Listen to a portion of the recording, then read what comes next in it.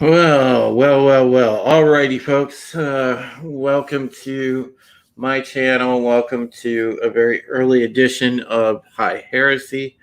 We are doing kind of a special stream today. We're just going to talk about sports reopening in the country during the pandemic. We've been kind of without sports for a little while, and well, to be honest, for people that actually like sports, it sucks. Absolutely. So, of course, I've got the great Chris Knight. You know him as the DJ on Name That Tune on Hanstar's channel. You know him as the man that has his own channel. He also runs chaoscentral.com. He's the co-host of the Real Review 3000 with Sean Stackhouse. So make sure that you catch Real Review 3000 when they're on. And also, Chris does a lot of streams, and I'm usually one of the panelists on his other weekly streams. So that's pretty fun. So yeah, Chris is a good dude. I've gotten to know him some, and I like streaming with him. And he's a fellow sports fan. And that's what makes the stream cool, because we've been wanting to talk about sports forever, and now here we are. Exactly. So, all righty, boss. So what do you think, since everything is just suspended now? I mean, I don't think anybody saw this coming, obviously. So, well, it sucks. Yeah. I remember when everything was when they were talking about closing down things. So we had, let's just go right to the start of this. The first thing we all noticed, the NCAA championship, the tournament. I'm in Kansas City, so of course I went to KU. I'm a big KU fan. So KU, number one in the nation. We're ready for it. We're ready for another championship. Blah, blah, blah, blah. 2 games got played on opening weekend of the Big 12 tournament.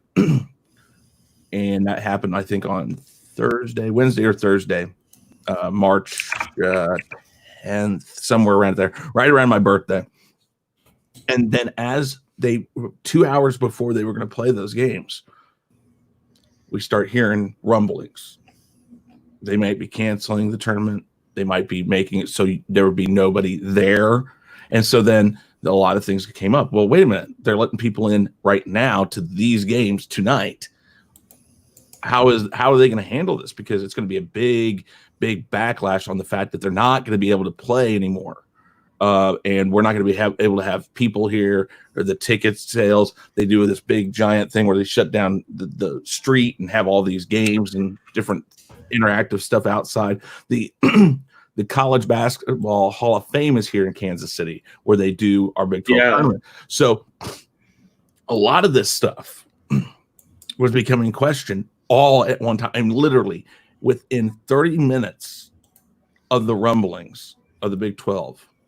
And I know it's not the NCAA, but really, I think it got some press because it's College Basketball Hall of Fame here, a lot of that. And then they said, okay, well, we're not going to, I think originally it was no fans were going to be let in after that. They were going to play the whole thing. Within 2 hours, that changed. So it went to normal weekend, normal tournament, no fans after tonight, to done. We're not doing it.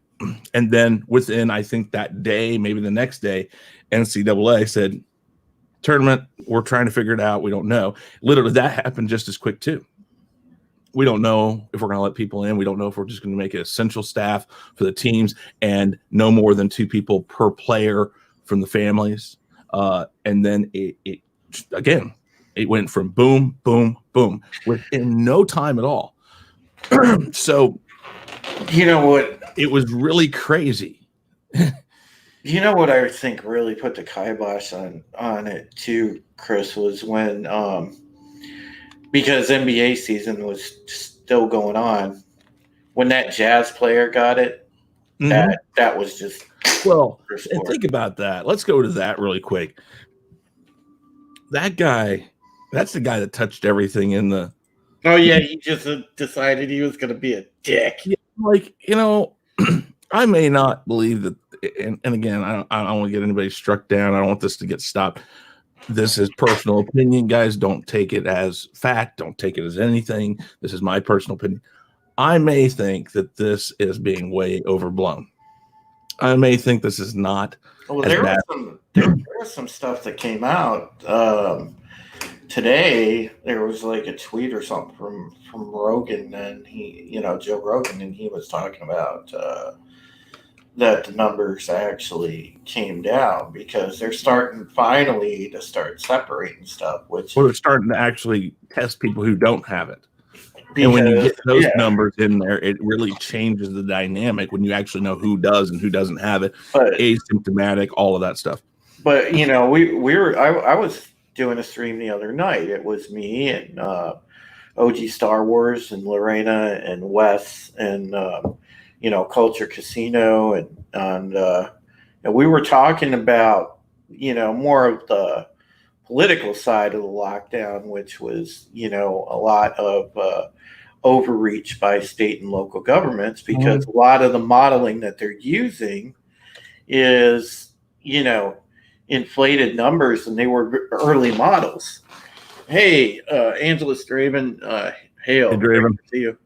How you doing, Angela? Parrot Head, great to see you too. Yeah, and but as Parrot Head said, that's a great stream. So I urge anybody that hasn't seen it, go out and watch it, and also make sure that you share that stream around, because that's a super good one. But yeah, we had been discussing that, and they were using a rather outdated model. So, a lot of the estimates and stuff were on these really dire numbers, and it didn't turn out to be that at all in any of the states. And so now we're finally starting to find that out. Yeah. I think that, I mean, I always said that was the problem. And I think that's the problem with reopening the way they're doing it, and is because they're still not taking it, and they're not really getting the right numbers there. So, but that's all whatever. But it was that whole weekend that things changed. I remember we were still open at the casino I work at. We had some people from the Big 12 tournament there talking about, well, we're not going now. So they were just hanging out, drinking at the bar, watching. At that point, ESPN and other sports networks were already starting to play old tournaments. And when I was talking about it, I says, well, what do you think is going to happen in the NCAA tournament? We were just talking about it. And then, like I said, they canceled it. As soon as they started canceling that, I'm like, well, what about baseball? What about the NBA? I'm sitting there and I was telling people, I'm like, what people don't realize and what maybe the government doesn't realize is when you start shutting down things like sports, when you start shutting down bars, when you start shutting down parks, you're taking away the very thing that most things in life, most people use to get away from big problems such as the coronavirus. Yeah, nobody has any escapes right now. If you gaming. When there are wars and you don't want to watch the war anymore, you don't want to hear about the war anymore, you either change the channel or you go out and say, hey guys, let's go get a drink. Let's go to a baseball game. I want to get away from this. And that's your escape. Movies, all of that. They've taken away everything to a point that this is really unprecedented. And I'm not sure, again, like I said, if it was necessary to go this far. Yeah, I know. But that's not. I'm not there. That's above my pay grade type stuff. There's erring. I look at it this way: there's erring on the side of caution, and then there's way overcorrecting. They're in the way overcorrecting area here, and a lot of people right now are ticked off about it. But again, this stream is more on the sporting aspect, so. We're kind of trying to stick to that. But again, folks, you can refer to the other one. It's there, and you can watch it in its entirety, and it's a good thing that to watch with other people that care about your constitutional rights and stuff. That was a very good panel stream. Mhm. So please do share that around. But yeah, with sports, we're finally starting to get some concrete planning out there by most of the leagues. Yeah. I see that the NBA says it's going to do a May 8th. They're shooting for May 8th reopening. They're going to try to start getting players back in the facilities based on how the states are reopening, but they kind of want to make sure that they can get them in all at the same time. Now, did you hear about the plan? I don't know if it's been struck down yet or not. I know one of the things they talked about doing was MGM Entertainment and the casinos in Vegas.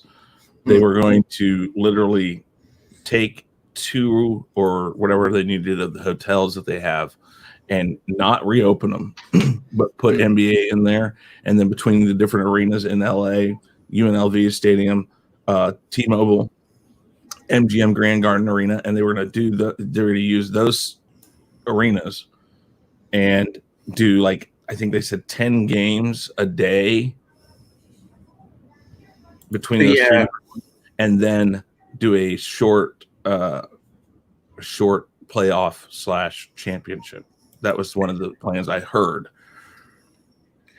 Well, as of a couple days ago, on the first, New York Post ran a story that said the NBA is strongly considering doing their games in Orlando on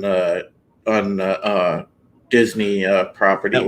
That was another place too. So,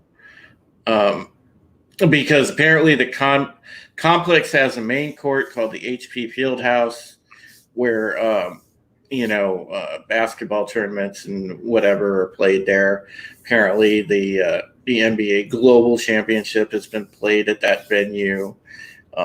There's been invitational college basketball tournaments played there. So, it's something, and you would think most of the, it makes sense for the NBA to do central location. They would make a hell of a lot of money doing it. And Disney owning ESPN, who also airs a lot of NBA games, well, it's kind of a no-brainer. So we'll see what happens. I would be willing to bet that that would happen before the plan that you were talking about with the casinos. Well, you see, I see the Disney side of it with ESPN, but I also know MGM is Toxic Man Flu, by the way. They're taking a lot of MGM's selling a lot of their properties there in Vegas, but managing them. They're managing these hotels and stuff, but they're trying to sell them off because their venture idea now is switching over to sports and sports media and stuff like that. So that's kind of the other thing. I think that they're looking at the same thing Disney would be looking at, is this is where we're wanting to go with MGM Entertainment, and could we do it? But yeah, I heard the Orlando thing too. I think actually that would be the better option. Just because, like you said, ESPN would have a field day with that, and it would get more play, more airings. The thing I think about with all of that, hey, Steve, what's going on? No, nothing less. Waking up. So my thought process on the opening, though, of any sport, the big thing is I don't think people really realize what any sport's going to look like without fans. Right. And the actual impact that will cause in any sport. You ask any athlete who's professional, any athlete who's been in college, any athlete who has a stake in the game, they like having people around. It brings another level to the game. 12th man in NBA in NFL. I mean,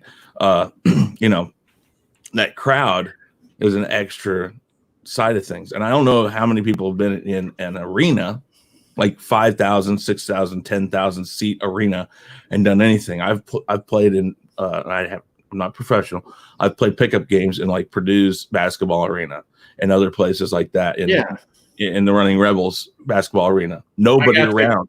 I got to play some pickup ball at the back in the day. I think like at Ohio U in their arena, because one of my buddies was visiting a friend that went to college at Ohio U, and we got to play in there. But I haven't gotten to play in like Purdue's or anything.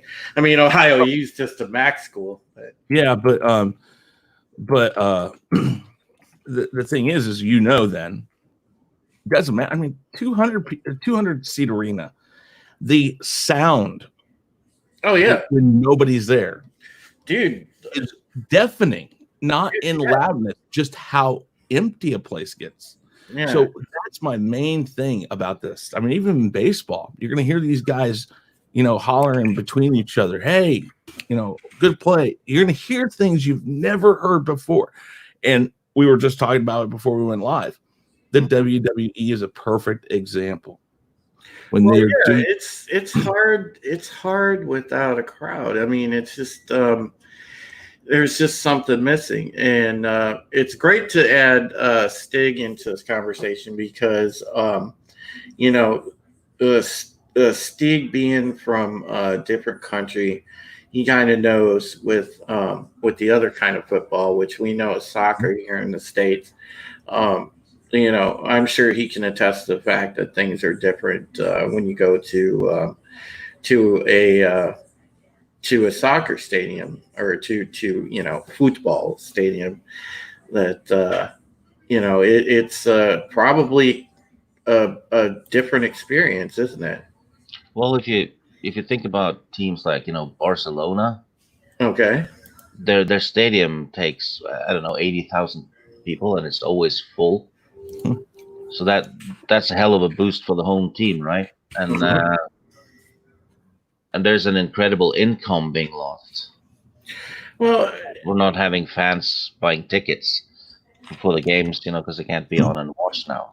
And it's an even bigger problem for the smaller clubs, especially in the Premier League.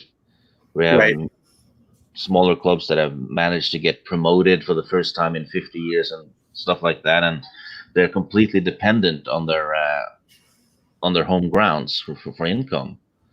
They don't have sponsorships or the amount of fans that the bigger ones have, and playing a home game against Liverpool or Manchester United will bring a lot of money to their purse, right? But that's not a thing now, and everything's put on hold over in Europe as well. Yeah. I think that's pretty much status quo around the world at the moment. Really quick, guys, we got a question from the chat. Toxic Man Blue says, college question. The NCAA canceling really hurt seniors. Should they get another year similar to the grad rule? Well, I know that a lot of kids that missed out, like or that are going to miss out. Like I know the seniors going to the NFL draft next year, if there's not a football season, I mean, they're just going to go. There's no ifs, ands, or buts. It really sucks. But I don't think, at least from what I've heard, Tox, I can't remember what sports talk show I was listening to the other day, but they did say that the NCAA is not granting seniors. Actually, the NCAA released Division I Council extends eligibility for student athletes impacted by COVID-19. They did do that like a couple months ago, I think. Actually, this is right from their website, March 30th, 2020. They I'm not going to go through the whole thing. there are conditions that have to be met. There's certain things. It's like, I think that like are they going to get an extra eligibility year though? Yes. Okay. That's what they're talking about. So basically, anybody that finished like the NCAA basketball season, they went through the whole season. Mm-hmm. They're not going to be able to come back next year. Okay. All the college players for football, they're not going to be. Basically, everybody from last year won't be coming back, but this year's seniors, I think, have an eligibility that if they wish to do it, I think, of course, they have to have certain grades. They have to meet certain, there's conditions. But I believe they're doing that. I think all the baseball players this year, they're going to get an extra year because they're not really sure if they're even going to play baseball for the NCAA season. Right. That would go, I think, for soccer, for I'm trying to remember, softball, all of those other rowing, they've thought about it. And of course, why wouldn't you? You kind of have to do that because it's like, like I tell people, I have a senior in high school right now. And all this stuff has been talked about. Oh, they're not going to get graduation. They're not going to get prom. I'm like, what stops them from coming back next year and say, okay, if we didn't do graduation last year, we're going to do this ceremony on this date, this coming up year. If you can make it, come by. If you can't, we're sorry. We gave you your diploma, blah, blah, blah, blah. There are ways to try to gap over the problems that this has caused. Right. Exactly. And to act like it doesn't exist, that we can't do anything is ridiculous. You can do something. So they came up with that pretty darn quick. And I think that's because they realized we're not opening anything. That's kind of screwing the kids. Yeah. At that point. Yeah, you don't want to do that. Over here, though, I watched the Premier League, the English football. Mm-hmm. And that one is in complete limbo, and they're running out of time fast. Mm-hmm. Are you talking about, Stieg, is the league in trouble financially? Like it could disband type of trouble? No, it stopped, and there's 9 matches to go, right? Oh, okay. But they're running out of weeks because summer is approaching, and the players do need a vacation before a new season. Mm-hmm. And there's a transfer window and stuff like that. So the next season will start in August. Mm-hmm. So the gap is closing fast, right? And so are they just gonna take games off as the weeks go by? No, they certainly can't do that because there's 20 teams in the league, and the bottom 3 will get relegated at the end of the season. Right. So if they take games off, those 3 teams might get relegated, which is I think they get like 6 billion or something pounds, or something like that. No, 60 million pounds just for being in the Premier League, and that's live or die for small clubs, right? Mm-hmm. Well, yeah, football for you guys, across the globe in other countries, that's a huge source of income for a lot of those countries. Well, yeah, and the fun thing is that especially smaller countries. Yeah, because they can qualify for European matches, right, in the Champions League and stuff, which is a hell of a lot of money.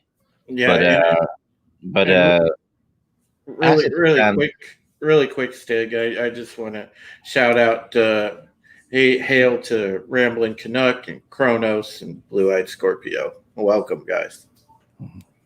Yeah, and as it stands now in the Premier League, Liverpool are 2 points away with 9 matches to go to win the Premier League, and it's on pause, and they haven't won anything they haven't won the league in 30 years. So they're finally going to win it, and then this happens. And they can't just give them the medal because that means you're stopping the season the way it is now, which means the 3 teams under the relegation line will go down, right?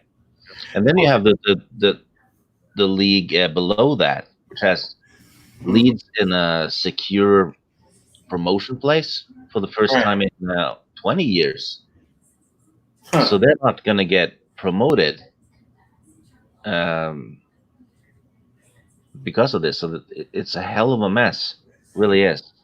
Yeah, And I wanted to. Well, before we continue on this, I just want to highlight Toxic Man Blue's comment there. He's agreeing with you, Chris. He said his best friend's kid is a star pitcher for his team and was being scouted by most MLB teams. High school is more difficult than college and pros. Mm-hmm. Oh, definitely. And Toxic Man Flu also says, think of all the lives saved from English football fans not fighting or falling off the stadium truck.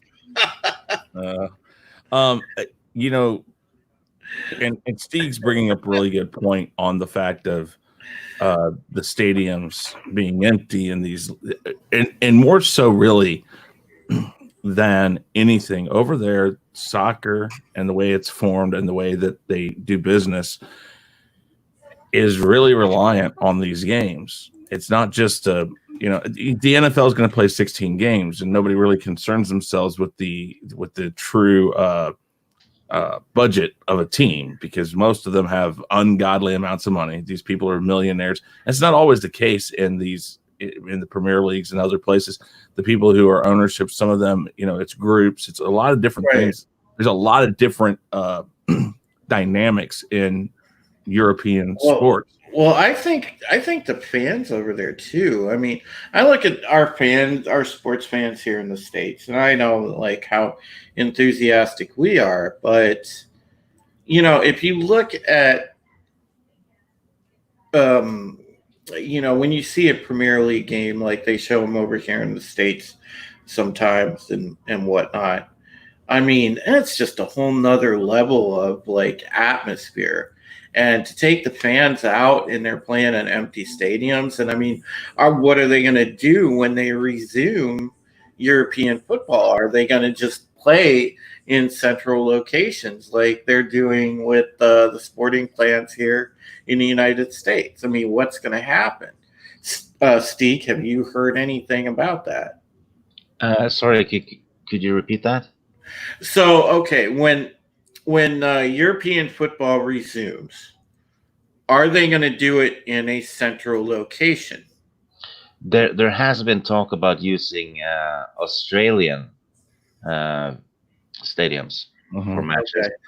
Okay. Don't think that's viable because you have to ship the whole Premier League to Australia, right? Yeah.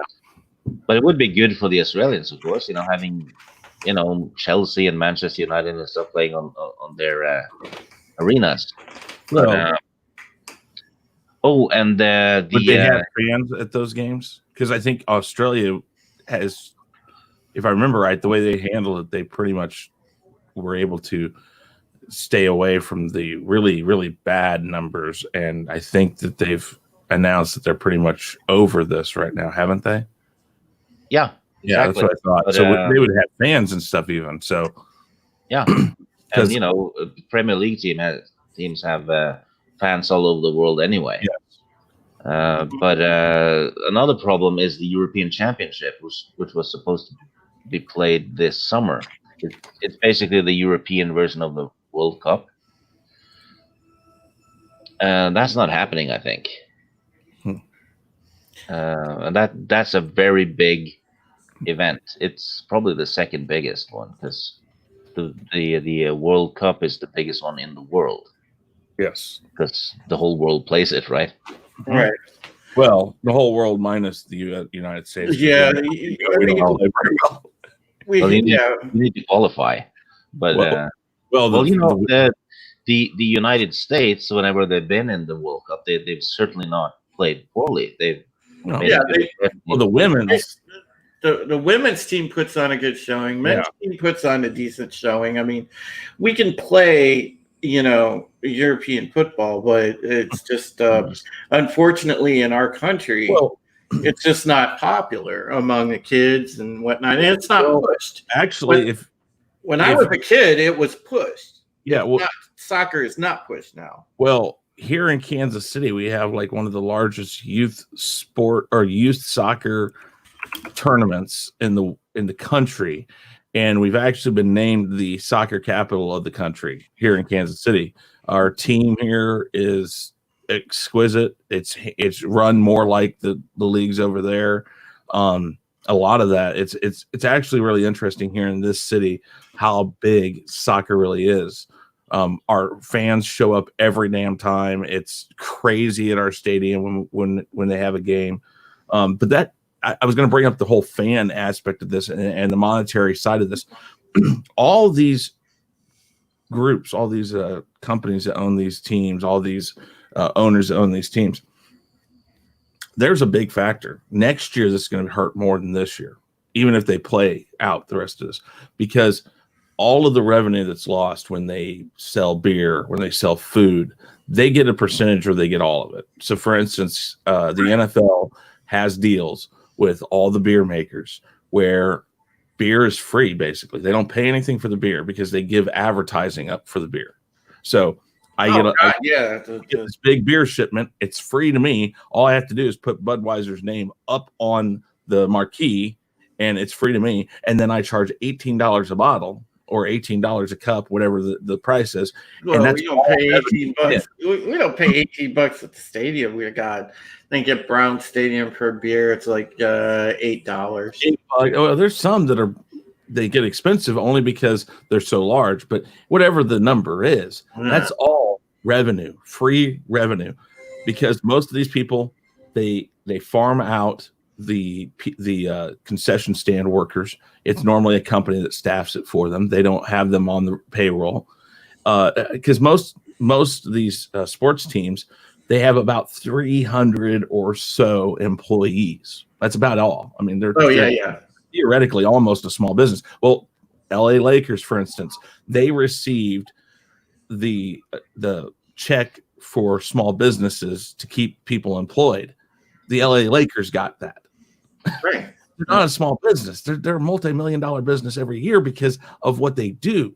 But that's the thing, is that a lot of this stuff is going to affect, and I'm assuming it's the same thing down on the Premier League, concessions, the fans, all of that, ticket sales. I mean, that's millions and millions of dollars that they use to pay their players, to get ready for the next year, to keep their fields in good condition. I mean, even if they come back and play, if they don't bring fans in, they're losing money. And so a lot of these people, they're just bringing it back because it's a sense of normality. It's finishing off these things because, like Steve said, when you got a team that's 2 points away from possibly winning the Premier League, well, that's a big deal. Yeah, AU was basically told, well, you were number one in the NCAA rankings at the end of the season, but that doesn't mean anything. You didn't win the championship. Yeah, I know that's hard. It's the only way to do it because they need to cancel the season like it's never happened before, right? Yeah, exactly. That's basically what they're doing.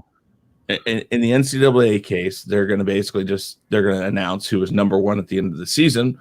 But as far as the tournament's concerned, there's going to be no tournament on record, so that nobody's going to be a champion this year. And I guess in the Premier League, you're talking about, would you say 9 matches away? Yeah, and also cup matches, and the Champions League isn't done. Yeah. So teams that are in the Champions League and the Cup have 9 Premier League matches plus probably 5 or 6 other matches to go, and well, that's if they make it to the final, but still, that's a lot of matches, and there's not enough days left, I think. So and they can't just stop the season and go, yeah, Liverpool won, even though they deserve it, because there's 3 teams under the relegation line who has just gotten important players back from injury and stuff, so they certainly have a very fighting chance to survive. And there's some of them might even have easier matches left, right, in the 9 matches to go. Mm-hmm. They might be done with all the top teams and just have to play mid-table teams or bottom teams and stuff like that. So there's so many factors going in, and if they just stop the season now and say, yeah, this is how the season ends, three clubs will be in deep shit. That's very unfair because they could have been able to save themselves in those 9 matches. Exactly. Yeah, they have to find a way to, resolve that. So really quickly, just catching up on things. Want to welcome some folks into the chat. I see Captain Trek. I also see Will Gentry made his way in here. It's great to have you, Will. Always great to see you, my friend. Miss Martin Muses. I love seeing her. Hello there. Yeah, exactly. So glad to have you in here. And let's see if we missed anybody else. We should be good to go. So, and Mando Merck made his way in here too. So, hail to you, Mando. And yeah, I think that it's going to be tough moving forward, especially if the beer bug turns into a seasonal thing. Well, that's the thing. And let's talk about not just with businesses or whatnot. Let's talk about overall impact here. We can't just close down everything every season. Nothing will survive if we do that. So they've got to figure this out. I think what's going to happen is as they start to open things up here, they're already in a fast track. This is the main concern. And, I know there's cancer, there's HIV and AIDS. And while, yes, those have become something that people can live with now more than before, it's still, those are big things. Cancer, the flu is an every year thing, but we've kind of, we've figured out how to live with that. That's what's going to happen with this. But they're on the fast track trying to get a vaccine or do something about this.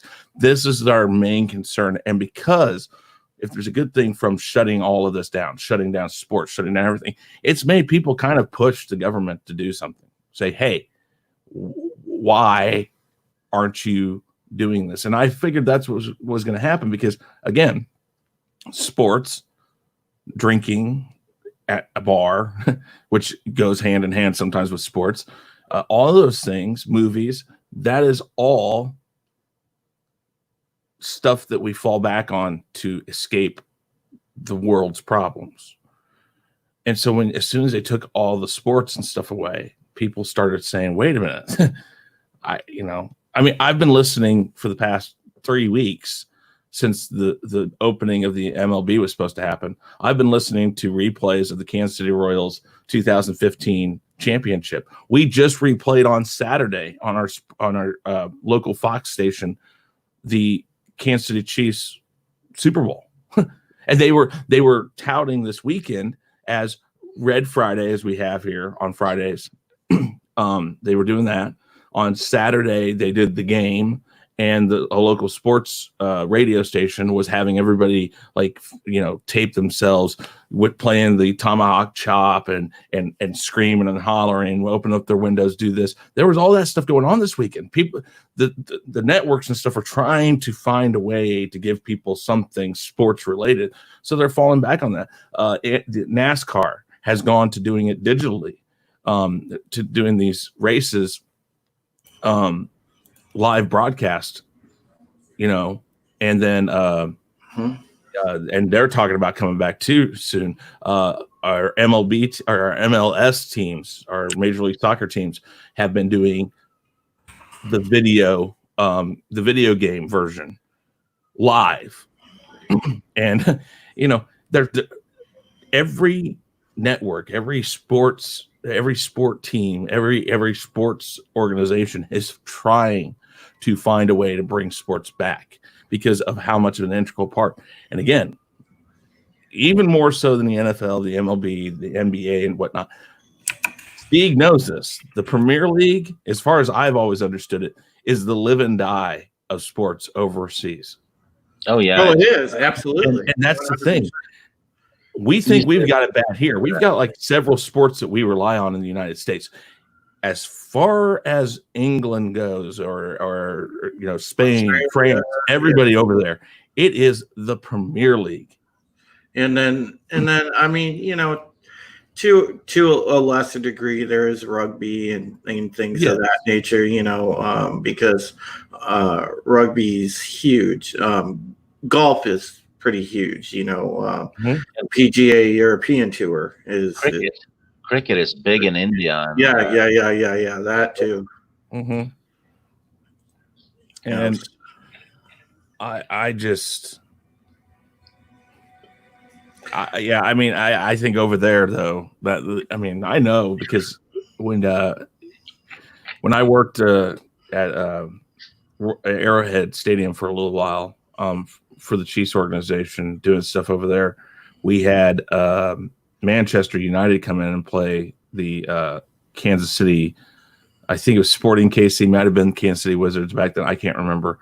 And we filled an 80,000 seat stadium because Manchester United was coming here, and they didn't even send their big players. Yeah. But it's a big thing over here too. I mean, there's a lot of people in the US that watch that. Yeah. And I think that going forward they should push it the way that they pushed soccer when I was a kid. Soccer was huge here, man.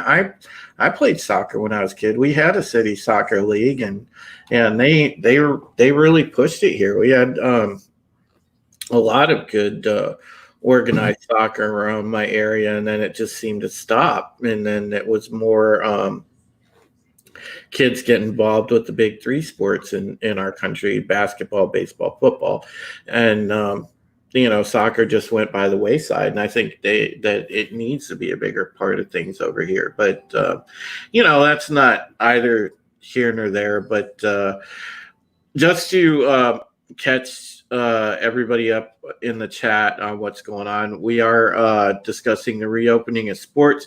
We did cover the NBA. If anybody missed it, if you are a basketball fan, because the NBA airs games globally, so a lot of people outside our country probably know a little bit about basketball. The NBA is coming back eventually. They're discussing a plan on where to play the games. It's going to be a central location. One of the locations being floated that we found out is the facilities at Disney in Orlando.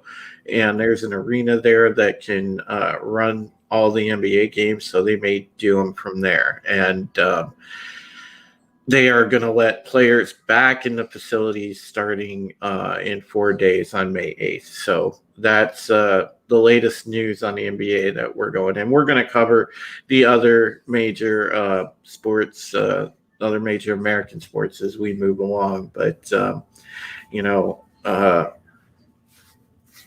one of the things that I was interested in is, again, there's that there's an aspect on just it's weird to even watch it on a broadcast without fans. I mean, it's kind of fascinating at the same time because, like you alluded to, Chris, there's a lot of like details that you probably miss when there's a crowd because the crowd noise is so much and everything else. But at the same time, man, you're just so we're just so conditioned to that part of it. When a game, I don't care if it's baseball, football, soccer, NBA, anything. When a game's within a point or 2 points or 5 points, in the NBA, 10 points is close. Oh yeah, 10 points is super close. And then you get 2 minutes left. That's when you're going to start noticing the difference between this. And I guarantee you, no matter what anybody wants to believe, you're going to notice a difference also in how these people play. That 2 minutes goes by really quick, even though it takes 10 minutes sometimes for 2 minutes to go by in an NBA game. Yeah, depending on fouls. Depending on timeouts, all that stuff. But the players we'll notice it more when people are there screaming and hollering. I almost guarantee you're going to watch a couple of these games that normal teams who are like, not normal teams, but teams that are considered better than the team they're playing would normally win because the crowd is there. The other team might win because that 2 minutes may just go by because there's no sense of urgency. They don't feel the exact urgency that they normally would with the crowd there. The crowd adds so much to a game, to a player playing a game. 1 point lead in major leagues when you're at the ninth inning and the home team's down by 1 and they're there at the plate and they get that first guy on first base, the crowd goes crazy. If it's a team in contention, let's just be honest. If your team's 10 games under 500, it has no chance of winning a championship that year or the World Series. Yeah, you may not be that excited about it. But if it's like, let's say, the Yankees and Boston Red Sox, and they're in a pennant race right then, that 1 point, that first guy gets on first base, the crowd will go crazy. That's not going to be there. There are going to be so many things that we notice. Yeah, even watching, soccer football, for Premier League matches without a crowd, it's basically just watching someone play FIFA, isn't it? Yeah, and I think that's a good way of putting it. But even FIFA, even that has a crowd in the game, or like. I mean, I don't know if that, I guess, maybe sports games, like, video games should start giving you an option of taking the crowd out just so you can understand. It's a totally different world. And like I said, I haven't been to a Premier Match League. You could do that back in the day to, if your computer wasn't good enough, yeah, you had to remove graphic stuff. Yeah. The crowd was the first to go. Yeah. And it's a different game even within video games. Yes, exactly. It's crazy. I mean, I guess there are some games that allow you to do practice, or like Madden, I know, added the, training camp and the preparation before each game in the season. And even that, you notice it. You hear the whistle. You hear the guys going, come on, guys, come on, let's go. Things like that. You're going to hear that again, but it's going to be so weird. That's going to be, it's going to be the thing I'm waiting for on the NBA. All the sneakers that are going to screech across the floor, yeah. Yeah, and if you think about it, stand-up shows. You have a comedian standing there telling jokes, nobody's laughing. Yeah, exactly. No. What's even? Yeah, you got that right, because they've had these late night shows and stuff on there, and I've noticed on a few of them when they're doing the live stream version, they've added canned laughter, and you realize how horrible that is because, well, they've got a sign normally for their crowd, hey, laugh now. But when it's canned laughter, it's canned laughter. It makes it even that more. It's like, oh, it's worse. It's like, it's terrible. What the hell? It's like canned laughter. Oh my god! I know, but like the live talk shows do it, and it's like, man, that's got to be really bad. When that's god awful. Yeah. Like Will says in the chat, so it will be like an Amy Schumer stand-up show then. Yes. Royal burn, Will. Very well done. Yes, nice. Oh, I so agree. But okay, I know that we've got some Canadian folks in here, so I did want to kind of address the hockey thing. So what I'm seeing as far as hockey here, they haven't really come up with much of a plan. They were talking about reopening the season in 4 centralized locations, and apparently they're now investigating the possibility of playing games in the team's home cities. So, obviously this is going to open up a new can of worms because then you have travel involved, and then you have you have to have the ability to test players and anybody that works in those arenas, things like that. The medical, the trainers, stuff like that. So until there's mass widespread testing and people can get test kits and whatnot, to the teams, I don't think that's going to happen. So I don't know when exactly hockey's going to open back up, which sucks because, again, hockey's a big deal in America and in Canada and some of the other countries around the globe. And there's one group that's absolutely benefiting from this. now, it's the perverts, the flashers, the stalkers. They have the whole city to themselves now. They don't even have to hide that much. yeah, No need to jump from bush to bush. They can just keep walking.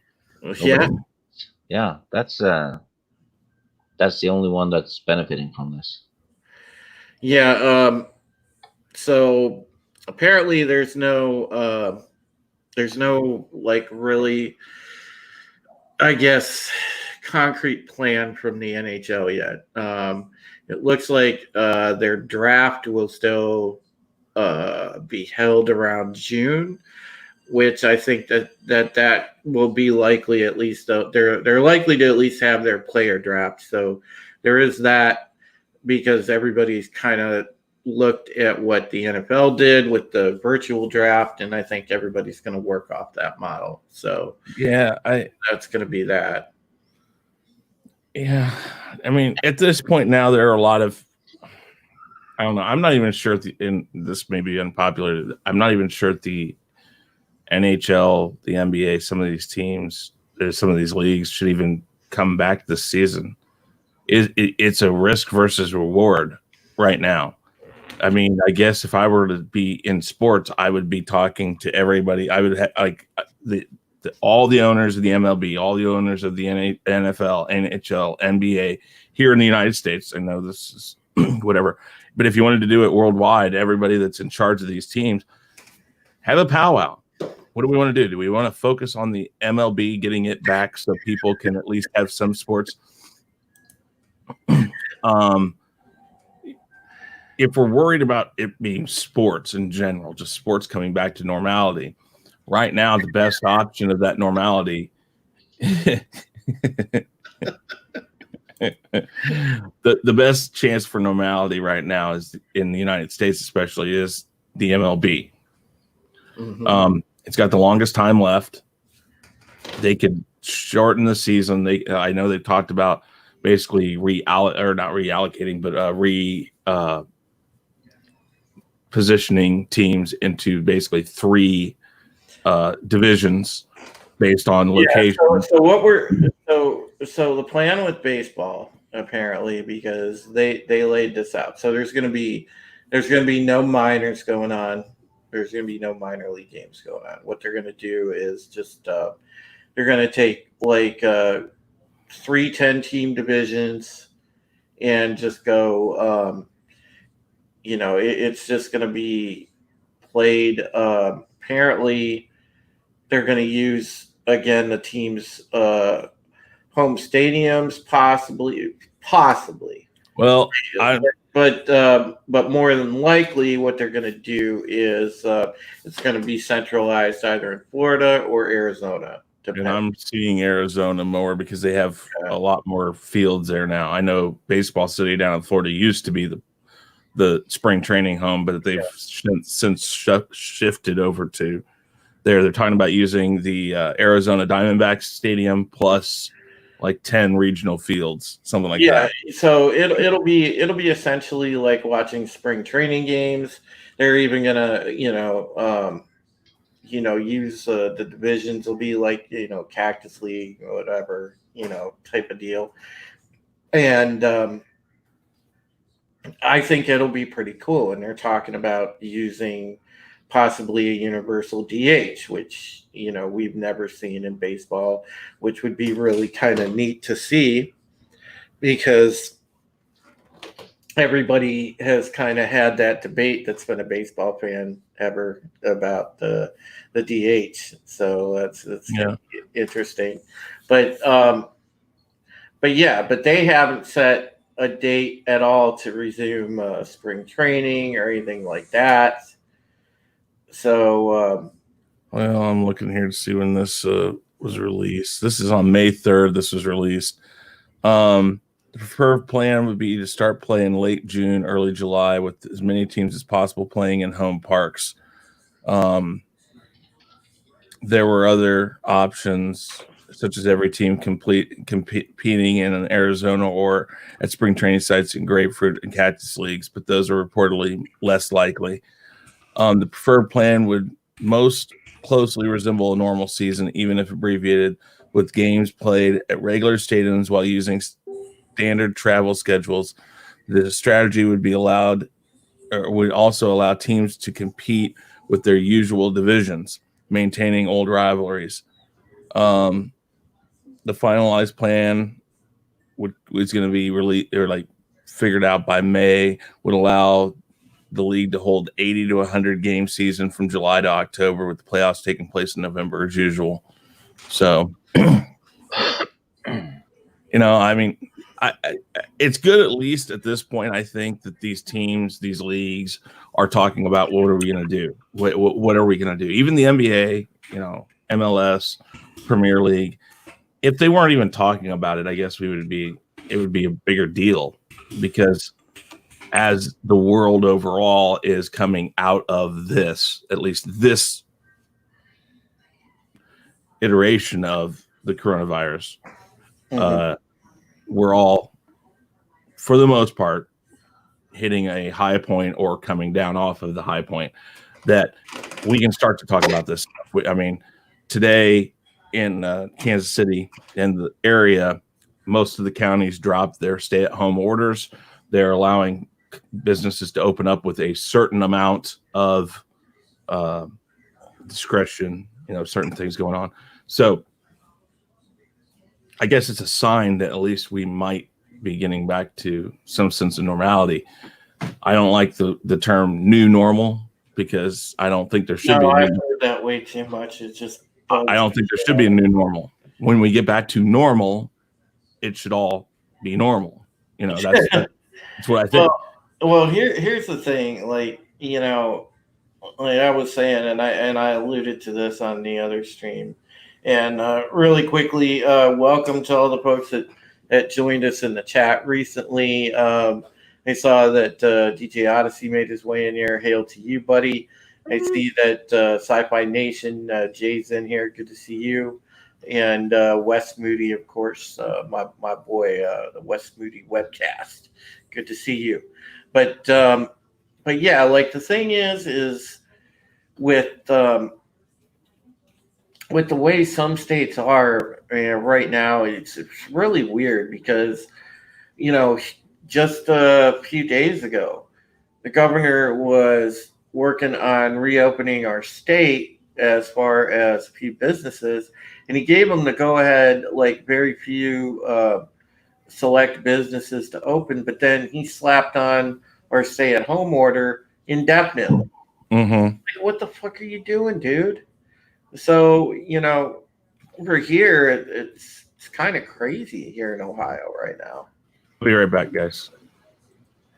So, yeah, we don't really know what to expect. So, as far as what's going on, the only thing we've had to talk about sports-wise is the NFL draft, which we'll get to the NFL shortly, because I know that, like I said, we're covering all the big sports, and we're on baseball now. But yeah, we'll get to the NFL. But as far as Ohio goes, it's kind of crazy.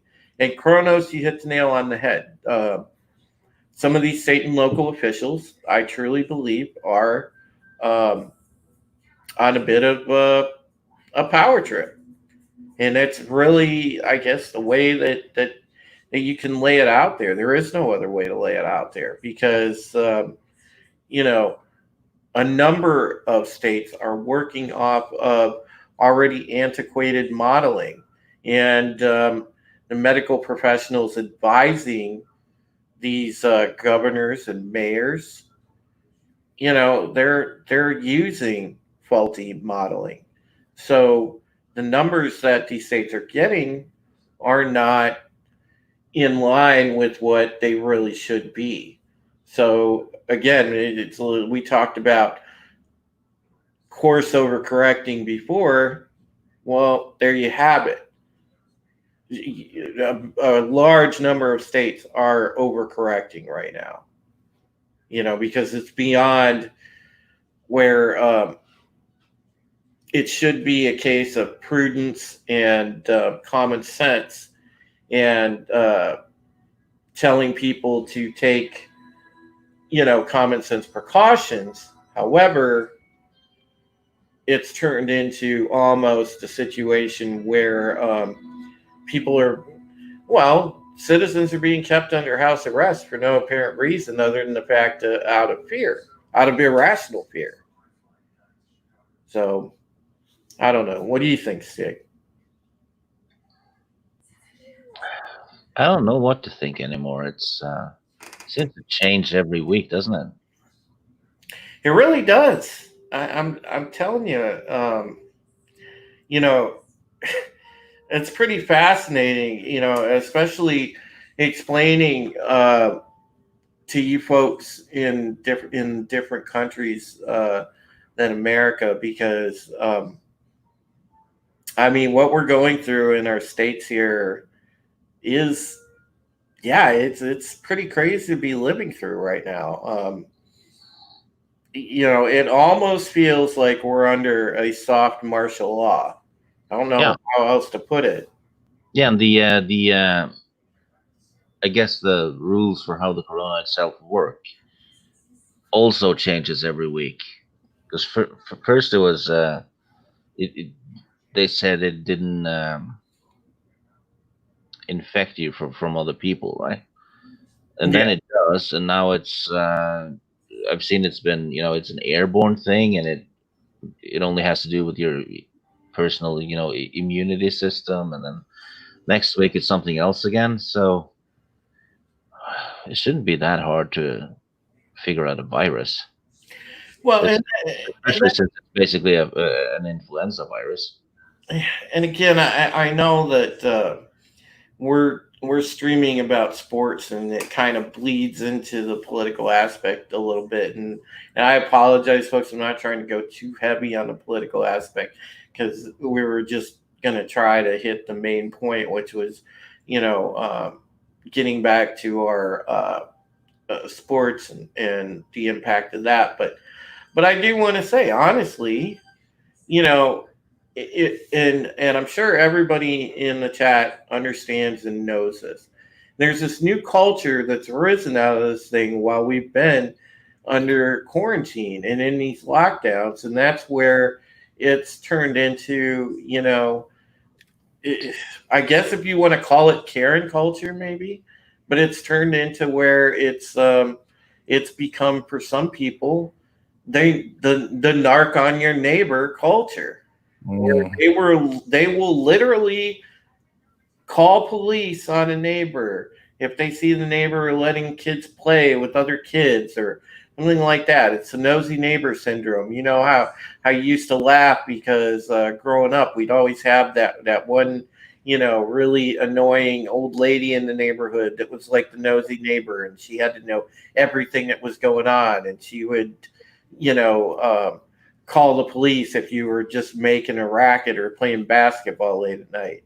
Well, it's not that anymore. The new narc on your neighbor type of culture is, to call the cops and say, hey, my neighbors are not following the guidelines, and they're not social distancing. They're doing this and this, and It's then police it's show up at your door. it's bitterness. Yeah, Because the neighbor figure out how to do something that they didn't, and then they're just jealous and bitter. and Need to stop it. police show up at your door, and for people in America, to really explain this to you, Stig, and Will, and some of our friends from other places. Well, it's easy to explain that Americans are batshit crazy. Well, yeah. so it's not just that, Stig, but when police come and knock on your door, and they're trying to enforce like these orders, right? These orders are technically not supposed to supersede the Constitution, which is the high law of the land. It's always been our buffer, and it's there to protect the citizenry in the first place. There's not supposed to be able to supersede that, but you've got cops knocking on people's doors, telling them, if you don't comply with this, you're going to go to jail. Well, you're already in your home. They're on your property telling you if you don't comply, you're going to go to jail. It's a direct violation of your constitutional rights because you're not doing anything. It's not a law. This is basically a stay-at-home order is a strong suggestion. It is not, ironclad. It is not law. Well, it's my impression that most Americans don't know the Constitution anyway. Yeah. No, you're spot on with that, Steve, and they've done that purposely. And we can sit here for hours and talk about that, but more and more, it's been downplayed over the years. They're not teaching kids in the schools about the Constitution and about this might shock you, but civics has not been taught in school since the 70s, which means a lot of your I had to take something similar to civics when I was in high school, and I was in high school in the 80s. So, well, maybe it's public schools or something. I saw Richard Dreyfuss talk about it, and he's apolitical, which means most of the people running your country now, in Congress and stuff like that, they don't know civics. Oh, well, no, there's lots of 80-year-old people in Congress, so there's some that shouldn't be there, man. I think there's some people that have been frozen in their chairs and they just sit there and they're embalmed. And, every time people walk in, oh, hey, Bob, I'm glad to see you're here early. Yeah, again, that's a whole nother discussion. We could sit here for hours talking about term limits, but we won't get into that. No, but this whole thing, he's absolutely right. They're not taught. And I was going to say that. I didn't want to go into that, but that's the thing people don't understand. And that was what I was going to make the point of with the new normal, all these companies, all these radio stations and TV stations going like, well, the new normal. No, I want normal. Because here's what happens when new normal becomes what we're going for. You allow for laws to get changed, you allow for freedoms to be taken, and you allow for things that you right now think are trivial, but are going to be more noticeable when we get 10 years down the line. Case in point, the Patriot Act. Oh, yeah. Well, the Patriot Act, which sounded wonderful. Oh, so we're going to go after terrorists. We're going to go and we're going to be able to knock down the doors of people that we know have ties to terrorists. No, if they believe you have ties to terrorism, if they think without total proof, they can knock your door down and take you and put you in a cell without representation until they're done with their investigation. Well, we played a video on the other stream, and it was for a woman. Some woman's neighbor called the police on her because she allowed her child to play with the neighbor kids. And two sheriff's deputies showed up on her property and tried to, got really. They spoke to her horribly disrespectfully. I mean, it was awful the way they spoke to her, like she was a criminal, essentially. And the good thing about this woman was that she didn't give them her name. They wanted her last name, they wanted her middle initial, everything else, and she's like, "No, I'm not giving you that information." So I was I was proud of the lady for standing up to that. But you know, it's scary shit, man. It's like scary shit. You know, you're sicking the police on citizens while simultaneously, remember, folks, a lot of people in your jails are being released and everything else that have done some pretty nasty things. Yeah, you know, there are certain things that we should have done during this. When they shut everything down, I'm okay with the stay in place orders or whatever, shelter in place. Fine, whatever. But when I go out to a park, you know what? There's a certain amount of responsibility I hold as a human being to just follow these orders without a cop telling me to do it, without the police coming up and say, well, you're not far enough away from somebody, or you shouldn't be here. You know, for instance, in Kentucky, they had this giant protest a while back about opening up the state, like a few weeks ago. And within 3 days or so, or maybe a little bit longer than that, they had an uptick in the cases in that general area.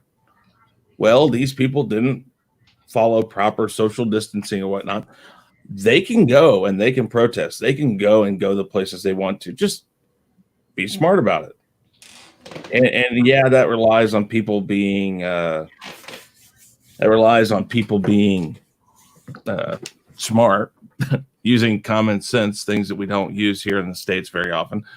But it is our job as citizens to just govern ourselves. I mean, that's kind of what our government was supposed to be about, was that you have people there that we elect to take care of the big things. But as far as individuals, we're supposed to have the freedom to do this and do that. We have the right to assemble. Yeah. I mean, that's so the Constitution. Yeah. So, I mean, I still think that a lot of this should have been left up to the people and said, listen, we want you to shelter in place. This is why we want you to shelter in place. But if you go out, if you do stuff, you are responsible for yourself. If you end up getting this, or if you end up causing this to spread. Well, they already told people, Chris, that if you do get it, that you're required to quarantine for 14 days. Yeah. That's why. Okay. That should be the extent of it. That's where they should have left it. That's what I'm saying is that they want, but, and I guess in that case, if you're a confirmed case and if your neighbor sees you come out of your house, I guess then, yeah, fine, call the cops. But even then, that's kind of questionable, because if I'm on my property, I shouldn't be relegated to stay in a room in my property. If I'm a single person, I don't have kids, I don't have anything, I have a house, and I want to go to my backyard, even if I have the virus, I should be allowed to. I shouldn't have my neighbor, like you said, calling the cops saying, "Oh, this person's out." Yeah, I think Stig's getting ready to go and get some well-deserved food in his belly. Yeah, I need food badly. So I woke up about an hour ago and haven't eaten, and I don't know. I'm starving. I do want to say, Steve, thank you so much for coming on and giving us a perspective, as far as football around the globe goes, because, I really had wondered about that, and your insight was super, super awesome. I appreciate that. Oh, thank you for having me on, and thank you both for being a good company as always. Thank you. Yeah, man. Thanks for coming on. I feel like I don't see you enough. Well, I'm everywhere. You need to pay attention. I'm the hardest working non-YouTuber on YouTube. But, also, Chris, we need to do that movie talk. Yes, we do. We do. My plans today is I found a barber who is open. This is getting changed. Nice. I got to get this. So that's the plan today. But Adam wins the winter panel to be on today with. Smoking Ooh. and Christie, we're talking about Yeah. what might happen after book 5. What's up? Yeah. Make sure, and what time is that, Steve? Hell if I know. I want to say it's somewhere around 6 p.m. But if you folks watch your Twitter, is that on Scott's channel? Yeah. Okay. Mhm. We're doing it. Check out Sporking News Podcast. They're doing a they do a Song of Ice and Fire show, and they talk about everything that pertains to Song of Ice and Fire. It's great, and I highly suggest that you check that out. It's awesome. So if you're a Game of Thrones fan or anything like that, make sure that you catch that. It's really cool. It's Stig and Lorena and Scott, right? No, Christie and Jane Theory. Jane Theory as well. Okay. Last time she's going to be on today, I think. And next week we're doing a book club. All right. Talking about just 20 chapters of book 1. Mm-hmm. So we will not be doing any spoilers for that one. It's just the first chapters for those who haven't read it, and there's actually a lot of people interested in joining that. So a lot of people started to read it, which is good because we're helping people read, which is important, especially these days, right? Yeah, absolutely. Mhm. And it never hurts to sign off the internet for a while and curl up with a good book. Never. Never hurts. So, all right. Well, Thank you again, Steve. Sign out and do a good meal. All right. Take care of yourself, my friend. Take it easy, Steve. All right. Welcome to Vile Mike. I saw that he popped up in the chat. Yes. And Jennifer G. I haven't had the pleasure of meeting you yet, but welcome. And Jennifer, if I remember right, I believe that is Tariel. oh, okay. And she, I'll let her explain it later, but she's had an interesting couple months with Google and YouTube and some other things, I think. So. Yeah. Anyways, let's get into. I think we're going to talk about. We covered baseball, and I think what we're going to do now is cover the big subject we were going to talk about, which is the NFL. Mhm. And I know a lot of people in our chat are football fans. I'm a football fan. I've been. Oh God, everybody's gonna dunk on me now because I'm about to say, yeah, I've been a Browns fan. Been a Cleveland Browns fan since 1979. Deal with it. I know everybody's gonna say, like, yeah, what happens when the Browns win the Super Bowl, right? Yeah, I've heard all the jokes. So, well, you guys, okay. I mean, I understand it's not the Browns as they used to be, but it is the Browns, and I can say this for the Browns fans. They were taken from Cleveland, put over in Baltimore. Oh, dude, when that happened, like I said, I've been a fan since '79. So the day that happened, I mean, you don't understand. Such a friggin' shock, man. I know. I mean, we were like, turn on the TV and literally our team owner standing there in Baltimore shaking hands with them, like, yep, deal's done. And we're like, what the hell happened? Because the guy 2 days before that said, oh, I'd never move the team. Oh, no. That's the thing. That's why I never believe an owner.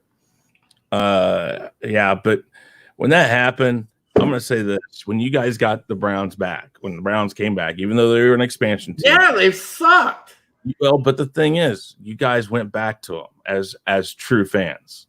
And if there's nothing else about it, that can be said. Is that our mayor back at that time sued the NFL and said, you're not taking the colors and you're not taking the logos, you're not taking anything like that. Yeah. All the history is staying here because that's our history. So that's why they had to start over as the Ravens. But I mean, that's just that was one thing that we weren't going to stand for. And it's funny because the biggest rivals we had, which was the Steelers, was them and the people that were Buffalo Bills fans. They were the first two fan bases to stand with us and say, they helped us literally flood the commissioner's office with phone calls, and people sent letters because yes, back then people actually sent letters. Sometimes you do it now just to prove a point. Yeah. Hey, I'm going to take the time to write this out and send it to your ass, so you're going to listen. But yeah, we fought for that, and we kept the team's history, and it just, like I said, it's been such a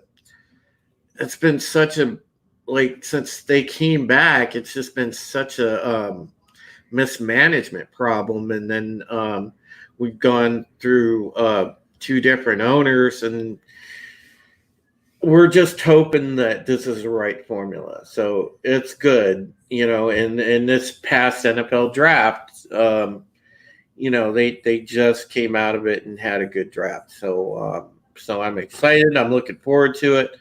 The Browns have a talented roster this year. I've got something to root for. Mm-hmm. But the bigger thing I wanted to get into was we were talking about the NFL reopening.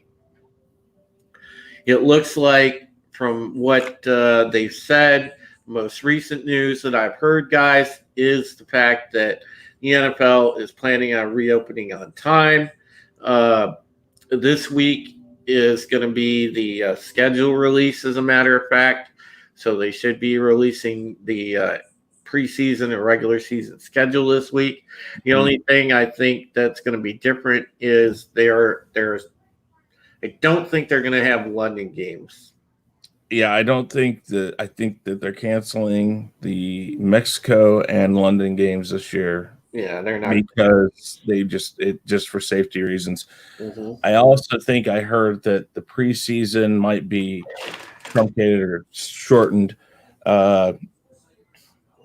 and of course, no OTAs as far as I know. I don't know. There's a lot of things still on the front side of the season that's questionable, because I know that they've said that the training camps, things like that, might have to be rethought.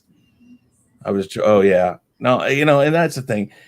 I watched the LA games that the Chargers had, and like the first season, Kansas City outnumbered the fans in LA. It's like LA doesn't want the Chargers, the fans there. I mean, hell, LA has a hard time holding on to one team, let alone three teams as they would have had, which I'm adding. Actually, I guess it's just two teams, the Chargers and the Rams. They've had a hard time holding on to them anyways. They've had the Raiders, they've had, the Rams. It just, I don't know. And are they sharing a stadium there? Is that what they're planning on doing? As far as I know, the games are going to happen in the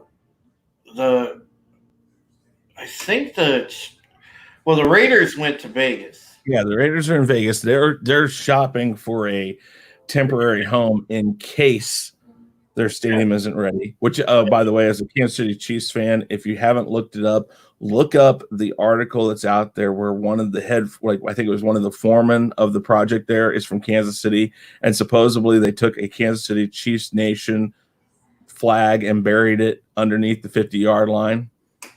Look that article up. I'm very proud of that. Chargers and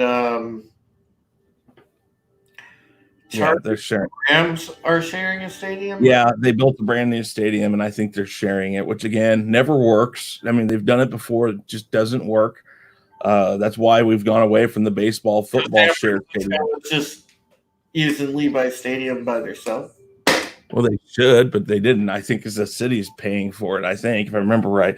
But I mean, we should have learned from the 60s, 70s, and 80s when the whole NFL, MLB shared stadium thing, it just never played out well. It became a problem because, like, for instance, Oakland, even up until this last season, they're playing on the infield of the baseball stadium for 4 games or whatever, and it gives a totally different feel to the field.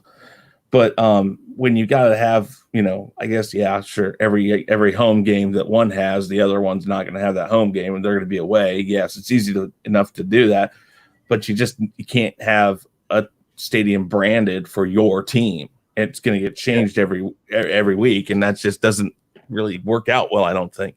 And Bio Mike is right though about the Chargers leaving. I understand what that fan base went through because we went through it, and it sucks. And the Chargers leaving San Diego should have never happened. No, Spanos is a greedy bastard that fucked that entire city over. And I guarantee those fans actually. You want to talk about fans in California that actually love football? San Diego did. Great. LA is so transient and they're so fair weather, dude. They don't support teams. That's what I was going to say. Vile says it right there. LA is not a football town. It isn't. They don't give a crap. No, they don't. It's glitz and glamour there. It's again. You know what a resident of LA, how long I really think their average stay is? It's like 6 months. Probably, yeah, dude. And now here's the thing. On the other hand of this, I'm going to say something. While that's true in LA, the Raiders moving to Vegas is a freaking genius move. Because because Oakland loved the Raiders, and I get that. And they don't want to see the Raiders go, but the Chargers belong more in San Diego than the Raiders do in Oakland. They have already moved a couple times. But not just LA because of that. For the same reason why LA is not a football town, Vegas works for the Raiders because they're a transient town. Mm-hmm. How great is that for a fan of LA, or not LA, but of Oakland or the Raiders? I can now fly in. I will never have a problem finding a hotel, and I have direct transportation right to the front door of that stadium. No problems whatsoever. They're talking about running a monorail to it. If I'm a fan of Kansas City, now I can go and I have a reason to go to watch a game there. Oh yeah. I mean, just a sheer number. Even if you're not a football fan, hey man. All the people who work for the casinos, all the pit bosses, all the casino hosts. Hey, you want tickets to the game? That place will be sold out. It doesn't matter if it has fans. Absolutely. It won't matter who's playing there. It'll be sold out every damn game. It's going to be like a fucking palace. It'll be state of the art. It'll be. Did you hear how many people? It's only going to seat like 65,000 people, though. I don't care. The amenities are going to be crazy. Yes. Oh no, but I'm saying they're talking about a Super Bowl there. Yeah, I'm like 65,000 people for a Super Bowl. That's really small. But that's big money because it might have 65,000 people seating wise, but they're going to have a lot of luxury boxes. Yeah, that freaking and the Super Bowl events they do the week before in Vegas, that'd be crazy, man. Yeah, it's going to be insane. But the thing is by the way, the hookers will do great. Oh, yeah, for sure. But no, the thing is with the way the NFL is going, I think that probably is going to be the thing that actually is intact this year. The only question that we're going to have is if there's going to be crowds or not, or if it's going to be limited crowds or not. Now, I think it's going to be the first thing where you can actually bring some crowds in. I don't know. Again, like you're just going to say limited, maybe. If this is a reoccurring thing per season, that's going to be where they're going to get caught up. Now they're going to have, as far as I know, because again, the schedule release is going to be this week. They're going to have, the normal schedule. So, teams are going to play their normal home and away games. Did they ever come up with what they're doing about the preseason this past year in the CBA? Yeah, it was going to be lowered by a game anyway. It was going to be lowered to 3 games. So, and they're doing that this year. I would think, if not this year, it'll be next year. But Are they moving the season up? Is that what they're trying to do? yeah, because there's that extra game. I don't know if that extra game is going to go in effect this year. So they're going from 16 to 17 games. Yeah. So, Chrono says, I like racing. Anyone else? Well, racing is they're talking about coming back. They're going to basically race 9 races, I think I heard, in 10 days, something like that, to catch up, and then they'll go back to normal, but they will not have fans there, if I remember right. Which is going to be it's going to be nuts. Out of all the events without fans, racing can get away with it. But yeah, it makes for a good televised event. When you do watch racing, because I mean, I'm not a huge fan of racing, but I'll watch racing. Yeah. And the thing is that works as a strictly televised event. It's fine.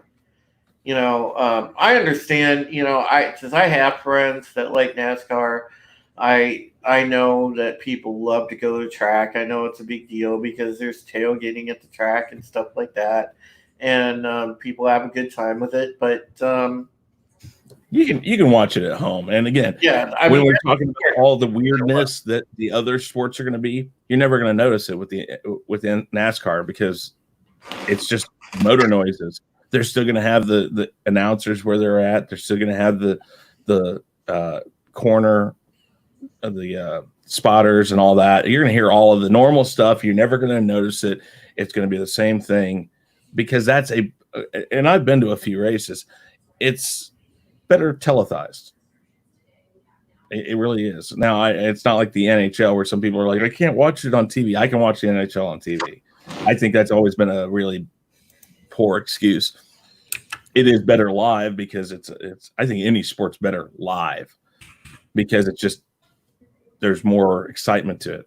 The NFL is probably the closest thing you can get watching it and going. I think you get a lot of excitement too. Plus, you can have a lot of people who will watch it at your house and parties and stuff like that. But NASCAR translates, but it just as easy to TV as it does to live. Yeah, and I think that with racing, it's super flexible. So yeah, I agree with you. I think that would be something that could easily transition with without a crowd initially. Now I know there's probably some of you in chat that play golf or that watch golf. I know that I have a set of clubs. Golf is one of the things that money permitting, if I can afford to, I try to go a couple times spring or summer, and hit the course. I'm terrible, but I love it. But every so often, I mean, I have to be serious. Like I'll be honest, I like sports with a little more action. So like I have to seriously be bored to watch a golf event on TV. And I know that PGA. I'm sorry. Go ahead. No, I was gonna say I know that PGA does attract fans, and what I was getting to is it looks like the PGA is going to resume in mid-June. They're going to start off with I believe it's called the Charles Schwab Challenge, and that is at Colonial Country Club, and I think that is in Texas or something like that. So anyhow, yeah, that is coming back in mid-June, the PGA. So what were you going to say, Chris? I was just say I'm like you. I don't really watch it unless it's like a major and it's the final day. Then I watch it because you got the drama in it at least. Those first 2 or 3 days, it's just like, You're just watching. After the cut happens, that doesn't matter. It matters that last day. I think golf, as far as a televised sport, man, you're right. It attracts. Listen, we wouldn't have the golf network if there weren't fans for it. Oh yeah, absolutely. Let's talk about that for 5 seconds. Golf Network was out before there was an NBA network, and I don't even know if there is an NBA network, but NFL network, MLB network. Golf had their own network long before these other ones did. In fact, when the first major expansions of cable networks happened, I think is when they added a golf network. So there is a dedicated fan base. And of course, Tiger Woods, no matter what you want to say about Tiger Woods, he's still he's a draw. Premier draw. Good or bad anymore. I mean, the fact that he won a major again last year helped them kind of latch on to keep their fans around, because he hadn't been doing much. And then he won that, and I think he won the US Open or something. I can't remember what he won. But when he won it, people were excited again. They're like, wow, look, Tiger's coming back. Because in the world of sports, as far as golf is concerned, Phil Mickelson's good. You got good golfers. But I have golf clubs. Let's all get together someplace and go out and exactly Caddyshack. Bring a stereo in our bag. Golf is great. Golf is great. Like in a norm, when we have normalcy in a normal situation, when you could call up a buddy and say, "Hey, let's go play 18," and you could ride around in the cart. You get hammered. One of the most fun things to do is go with a couple buddies, play a round of golf and get hammered. And you can also flirt with the hot chicks that are bringing the beer around. And you go and you're like, I think that was three strokes. No, man, that was like 15, was it? I don't know. No, you copy. That's the thing. When you're playing with buddies, you usually stop keeping score in the middle. Everybody's so goddamn drunk they can't remember what the hell it is. That's why you got to play. That's why you got to play at a public course, because private courses want you to turn in a scorecard. Yeah, fuck that. Well, normally when I've played at public or private courses, the scorecard is like, done on the 18th hole. I think I got 4 here, and yeah, I know. I just put in bullshit, dude, at that point, because if I'm playing with one of my buddies, that means we're drinking and I'm hammered. Oh no, yeah. The first time I went, I was like, yes, this is fun. I cannot hit a tee shot with a wood though. It will just dribble like 100 yards. It's about as far as it'll go. I got one of those nice graphite drivers, dude. I got one.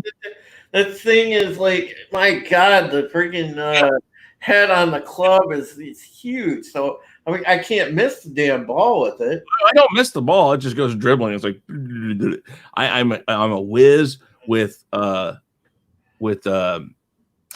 irons. I can hit off the tee, but I'm the opposite. I can hit off the tee, but my mid and short game sucks. Mid game and my short game up to the green is great. If it's I can drive and putt. If it is a flat green or a relatively even green, I can putt pretty well too. Anything the starting shot, that's what kills me. But I actually. The first time I ever played it, I realized the 5-iron is my friend. Right. I can get a good move on it. And now, granted, I'm a step away from a horrible slice. I think the first time I played, I probably lost about 18 balls into it, like lakes or the woods. And everybody got a good laugh at it, at least. That's the thing. When you go with friends, it's like, he's new. Oh yeah, you can fuck off when you go with friends, man. It's great. You just have to look like you know what you're doing, but really truly, you and your buddies to sit there snickering your ass off because you know that you're just fucking off. But of course, you piss off somebody in front of you or behind you because they're the serious. Oh, I'm one step away from the PGA Tour. Oh God, those guys. You know who I'm talking about. Oh, those guys pay hundreds of thousands of dollars a year to be a member and have the best. And then they hate when you watch them and they're like going, and those those old guys, the grandpa guys that are sitting there and they're like, hey, are you gonna be done anytime soon? And he's like, oh, sorry, just yeah, sorry, sir. And You know how you piss those guys off if they're within earshot, and they say, are you guys gonna hurry it up? Pick up your ball, look at the buddy, or look at whoever has the scorecards. If you got one person doing it, and you say, yeah, put me down for a hole-in-one. I've had friends do that. Oh before, yeah, man, and they flip out. They're like, I'm gonna tell them up there that was. I'm like, dude. Those blue hair guys, those old men, man, they get triggered. You say something like that, boy, they take their shit seriously. Oh, they'll get triggered. Oh, dude, it's a nice day outside. There's beer. I'm riding in a cart. I could care less what my score is. Put me down for 30. Oh my God, yeah, you trigger them if you say that shit with an earshot, brother. Oh my God, dude, because they take it so seriously. I'm like, okay, I understand. If I'm a good golfer, I have a cousin who's on the amateur tour, and I don't know where he's at now. If he's ever gotten close to qualifying for the PGA or anything, I don't know. But my cousin, he was hardcore about it, and he was good. So if you really are good, if you play on a tour like the amateur tour and you have a chance to get to the PGA, okay, I understand. I'll back off of you. I'm not going to make fun of you. But when you're older, when you're hacks like us, for fuck's sake, yeah. When you, I'm sorry, if you're hitting 4 above par every time you play, but you're acting like you are a world-class golfer, go and settle down. Oh man, Sci-Fi Nation. Oh Jesus. Oh dude. The first time I played, I had 7 or 8 divots I put in, and the guy I was playing with took me. He's like, yeah, make sure you put the grass back in. So I would do it. I put it there. I'd lay it down nice, and I kind of tap it down. One of the greens masters came by about halfway through and says, you need to stop tamping it down. You can put the divot back, but we're paying attention. We'll take care of it. I'm like, dude, what the? I'm like, I'm just trying to help. How about this? I'll just leave it out. Right? That way you know where I've been. Like my calling card. Hey, I was here. Look. I was pretty good for a while because there was one. Oh God, there was a couple of seasons that I had a job at a golf course, and it was a country club. I mean, it was a good golf course, and I was working, and it was private, so like I got paid good, dude, and I was working in the bag room, so it was no big deal. I just check somebody's clubs out and load them on the cart for them, and that was about it. All I had to worry about. So it was a fucking dream, man. And then cleaning their clubs, that was it. So and I got paid like a champ for that. Oh shit. yeah. But the cool thing was like I could sit there and play any time I wanted. On a day off, whatever. I'd just go, to where I worked and play. Yeah. And I had a lot of practice, so I got good for a while. But man, over the years when I stopped playing for a while, it's just you gotta stay up on it. My game went to shit, and I was just like, damn, I'm like a 5,000 handicap, so. Oh God, dude, man, it's like crazy. I don't even know what my handicap is. I'm not even. Honestly, the clubs I got, my father found outside of the apartment complex they lived had a compactor. Somebody left them right out. They're in good shape. They're graphite. It's like, what the hell happened? Probably an ex-wife got mad and we're going to throw them away. Couldn't lift them up and put them in the trash can. So he got left out front. My dad went, picked them up. When he died, I grabbed them. They're here. Yeah. Yeah. And I'd love to go play, but I just don't have anybody that wants to play around here. But,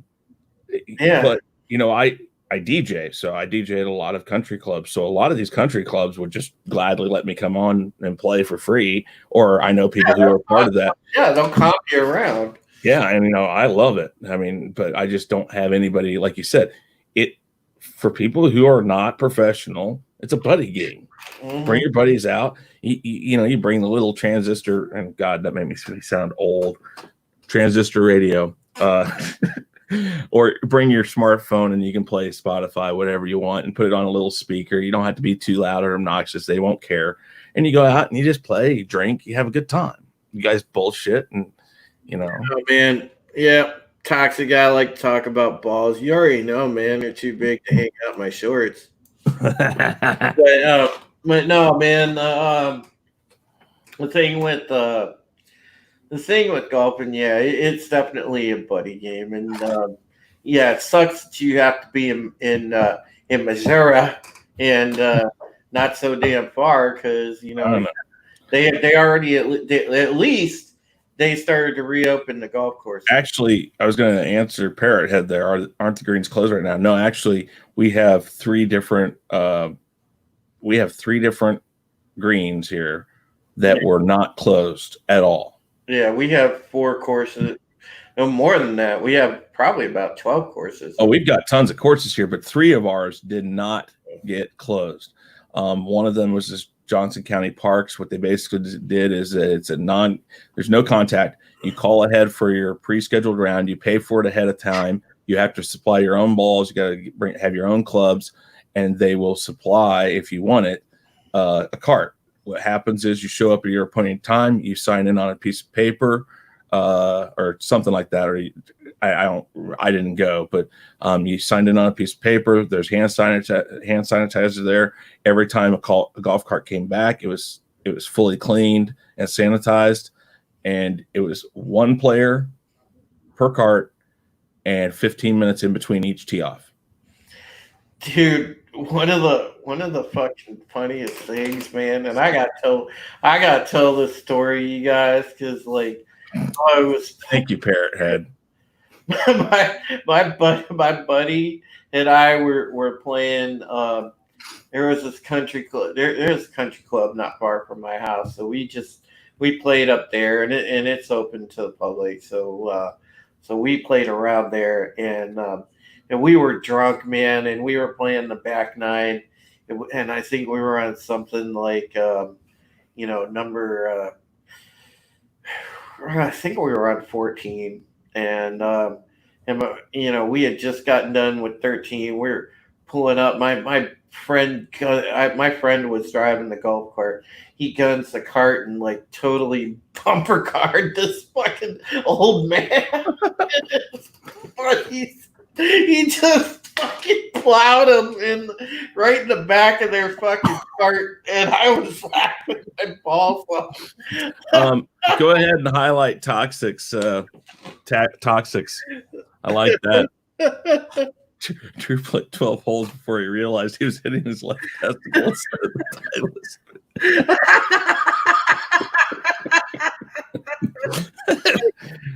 Nice, dude. Nice.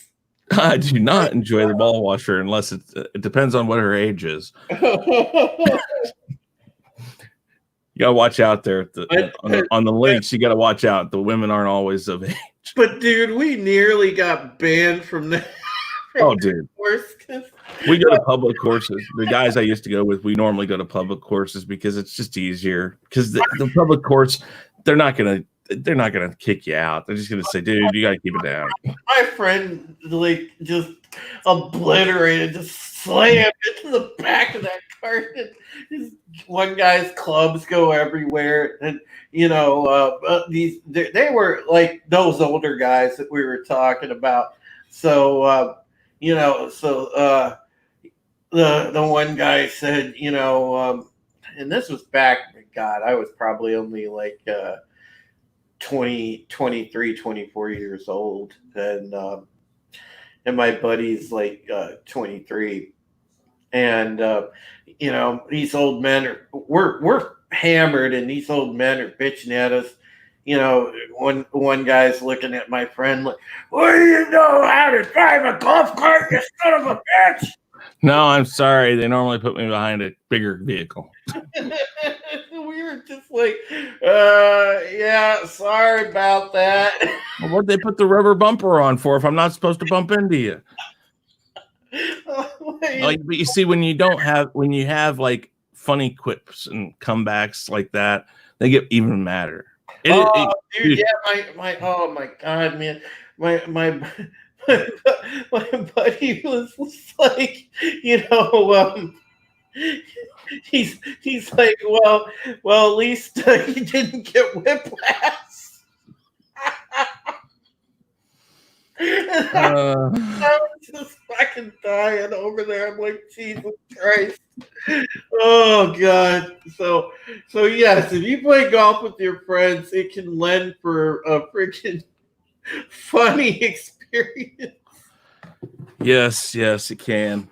Oh, And Parrot Head, you call me old, but come on, man. Parrot Head. oh fuck. Toxic man flu. Wow, you're on a roll. The only thing you gotta worry about that is those nude in public charges. Oh God. Yeah, I don't think we've gone golf. And I'm telling you right now, you got to go to the brushless car wash, because if you go to the brush car wash, man, that hurts. Oh God damn my hands! So Sci-Fi Nation says, "Shit, I thought golf carts were for going cross country, and I'm 44." Dude, I'm telling you, there's ways to soup up golf carts. Drew has a team of ball washers. Hashtag beware the Drew. Oh man, so yeah, it's it's pretty fun. Man, it's I've had some pretty funny ass times. Playing golf, and actually, if you find a chick to go with, it's even more fun. Mm-hmm. This is one chick I was dating for a while. We went to play a round of golf, and we wound up banging in the freaking golf cart. It can happen. No, you want to know what's real fun is take a group of friends, women too, and find like the public golf courses that have really crappy fences that you can either squeeze into or jump over the fences. I've gone on midnight golf runs before. And they make the clear golf balls now that you can shove a little glow sticks into. Yeah, they have. Well, dude. They have like they have those. Yeah. Yeah, dude. Those. That's just encouraging fun times. The other thing that I hope that, and this kind of goes along with the sports thing, I hope that they reopen the bowling alleys, because that's another thing. Oh, geez, yeah. That's another thing that I like. Pool halls, bowling alleys, dude. Is board games and things like that. Yes, darts. But that's all goes back to the thing of that's all stuff that keeps our minds preoccupied. Yeah. I was never particularly good at bowling. I could carry, about.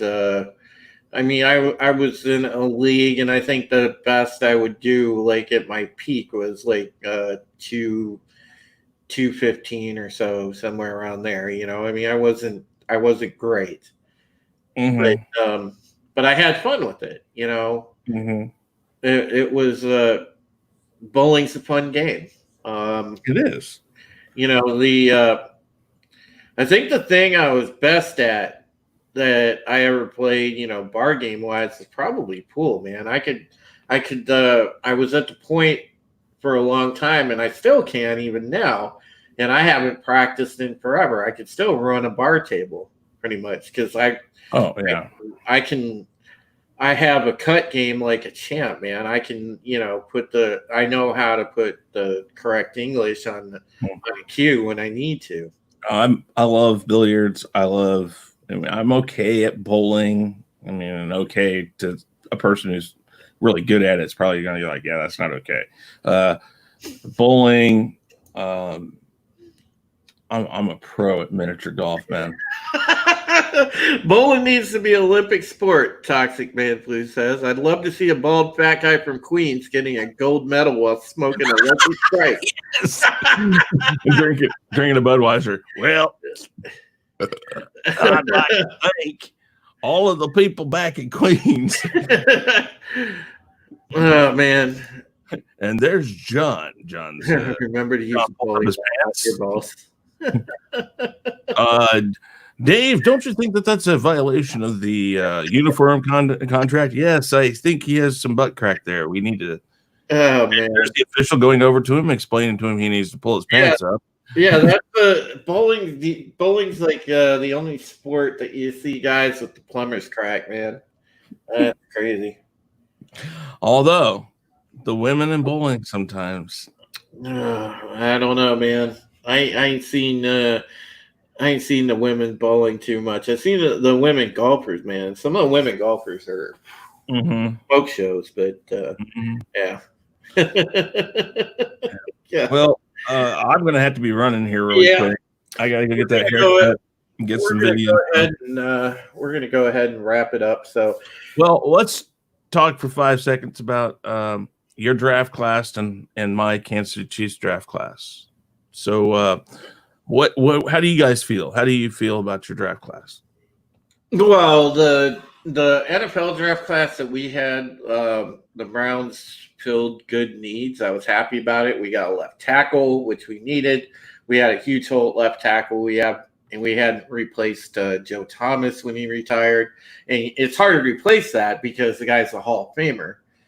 But we took a really good left tackle. We had some good free agent signings that went along with our draft class, so it's going to be good. We signed some good free agents before that, so I was pretty happy with it because they got the left tackle and they got the safety we needed, and the rest of and we took an inside linebacker too, and it hit boom, boom, boom, got the needs that we had across the board. So, according to CBS, you guys, as far as their grading system goes, you got a B. You're a B for the offensive tackle, Gendrick Willis. Grant Delpit, safety from LSU, is an A-. Defensive lineman Jordan Elliott comes up from Missouri. Nice. A-. Linebacker Jacob Phillips from LSU, B-. Tight end Harrison Bryant, Florida Atlantic. Yeah, that guy was a steal. He was. Draft. Nick Harris, center, Washington, B-. Wide receiver Donovan Peoples. Jones, he's from Michigan. Yeah, A-. That's good. I'm just glad for us that we got the running back, because since Hunt hasn't been here, which I think was it just last season? Was that the only season we've been without him? It was part of the season before, I think, but it's been running back by committee. And while Williams isn't bad and we've got some guys with talent, I just think we need a solid, like, first string running back, like somebody who's actually the lead running back. And whether or not that becomes Williams or this Clyde Edwards guy, Hellaire, or however you say his last name, but he's from LSU. The other thing, I know we got 4 draft picks that were defensive side. I'm glad we did that, especially this Willie Gay guy that was in the 6th or 2nd round, Mississippi State. He looks like he's going to be something that we're going to be able to work with, and he's a linebacker. Depending on how everything goes, I'm kind of suspicious of dropping Dustin Colquitt as our punter, although I know punters grow on trees that you can pick them off as much as you want. But Dustin Colquitt was a rare specimen as far as punters go. Him and his brother were both good because we had Britain for a long time, and then we went to a rookie last year, and the reason that rookie was so good, ironically enough, was Britton Colquitt helped him a lot. Yeah, I don't know what's going to happen, but anyhow, I think our draft class was good. I'm excited, dude. Obviously, Kansas City is going to be in a position where they should be contending for a Super Bowl again. I kind of could give DJ Odyssey some shit because the the Bears did not pick up Trubisky's option, which No, they did not. Yeah, that's hilarious because it's like they're not going to have a freaking quarterback next year if Trubisky sucks. Unless the Bears tank and they okay. Let's go down. You're not I'm not going to say you're not a fan, but I don't assume you're a fan being a Cleveland Browns fan. But I want to talk about for just a second the Tampa Bay Buccaneers and the New England Patriots. Are we going to find out this year which one of these two it was? Was it Brady or was it Belichick? Or are you like me and think it wasn't one or the other? It was the two of them together. No, I think it was the two of them together, and I think people are going to find that out. And, I think Tampa Bay at best is a 10-win team, maybe. Tampa Bay win 10 games because Brady's not a stupid quarterback. No, he's not a stupid quarterback. But okay, well, here's the thing: he's been raised, and he has had years and years. Like Gronkowski go with him. So what? I mean, the guy the last season he was there, he was hurt. And just because he's had a year off and he says he feels great doesn't mean he's not going to get hurt again the first time somebody power drives him into the freaking turf. Oh, yeah, I know. Here's my thought.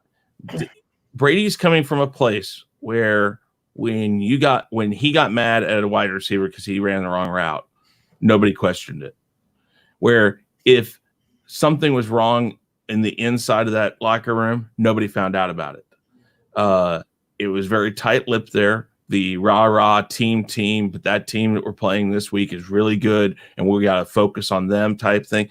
Everything was designed to keep everything internal, and nothing got out. I guarantee it's not going to be like that in Tampa Bay. So the first time he rips a wide receiver's head off for running the wrong route, that guy's going to go and get asked a question because that's what reporters are going to be looking for is let's hear somebody talk trash on Brady.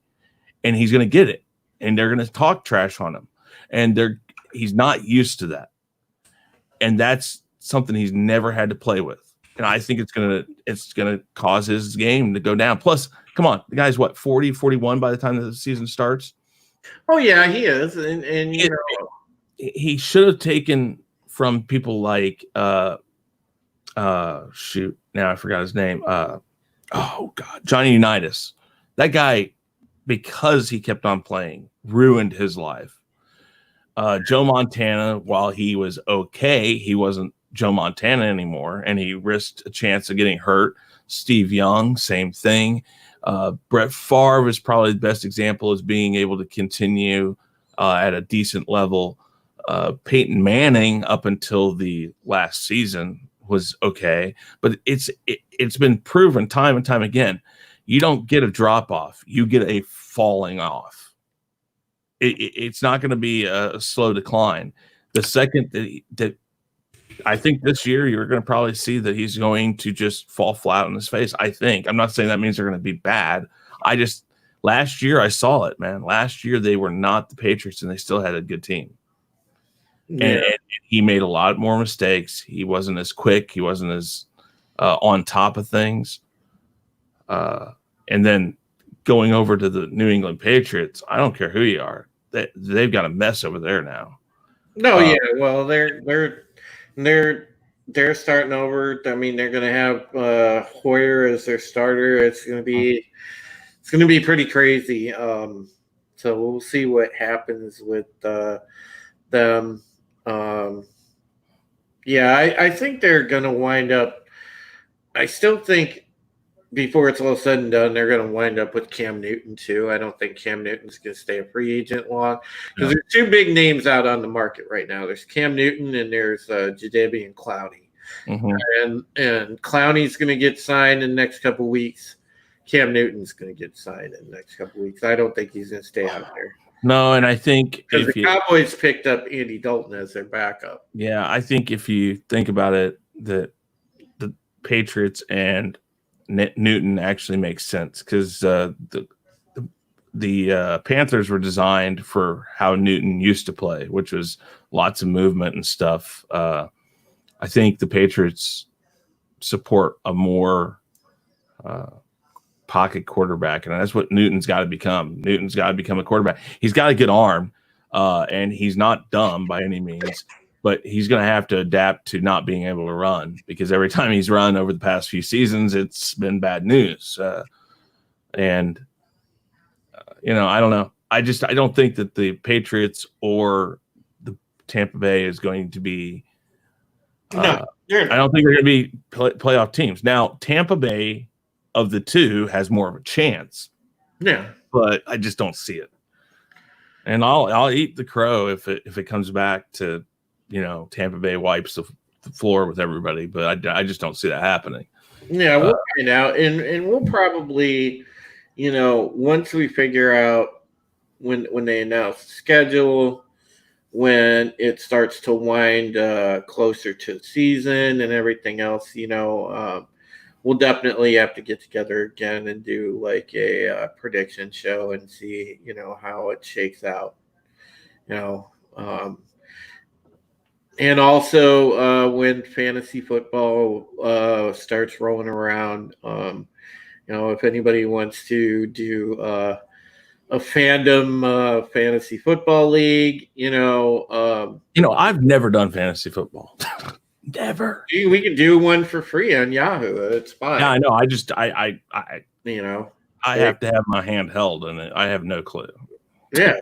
So, anyways, let's get to wrapping it up. So, want to thank everybody in the chat: Toxic Man Flu, Kronos, Parrothead, Sci-Fi Nation. My goodness, we had